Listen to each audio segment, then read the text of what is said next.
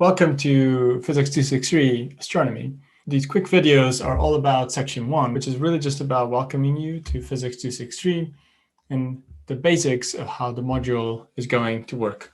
Now, throughout some of these videos, at least, I'll try to appear here, so you should be able to see me, and I may move around just to show you where things are on this side or this side. This might be tricky at first, but hopefully I'll get better at it. A very quick overview of what Section 1 entails, and you should be able to see this in the lecture notes. I'll tell you a little bit about how the module is going to work, a little bit about the overview of the contents and aims, which you can see here as well, how to contact me, ask questions, how to know more, and there's a lot of information already in the lecture notes, but if you want to know even more, I'm also suggesting you a few books. Also moving into what Section 2 is, which is what astronomy is and why study it.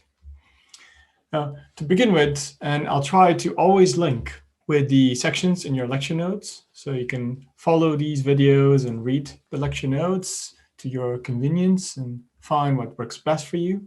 So you might know a little bit about what I do. So I'm an extragalactic astrophysicist. I do observational astrophysics. And most of all, I try to understand how and through which physical mechanisms, galaxies and galaxies pretty much like our own, how they form and evolve. And this includes, obviously, their supermassive black holes. In practice, I try to use some of the best telescopes right here on Earth, and also in space, to time travel, to go back to the epoch of galaxy formation, and then the epoch of galaxy evolution and tracking galaxies to today. And we will talk specifically about this topic, including about Cosmos Redshift 7, how the discovery was made and why it matters, really. If you do have questions throughout the module about the research, but more specifically about things we're going to cover, please use the email. You can also follow me or send questions on Twitter, that's fine. But I'd recommend you mostly to use Teams, and I'll try to respond as quickly as possible, really. Now, this is one of the things that we'll talk about in later sections when we discuss galaxy formation and evolution. But apart from CR7, actually my most famous scientific result is here in the slide. You can see it here. And it is the measurement of the star formation history over the last 11 billion years. And more specifically, the determination that essentially this has been falling for 11 billion years and by a factor of almost 30. And we'll actually go through the details, what this means, why it is important.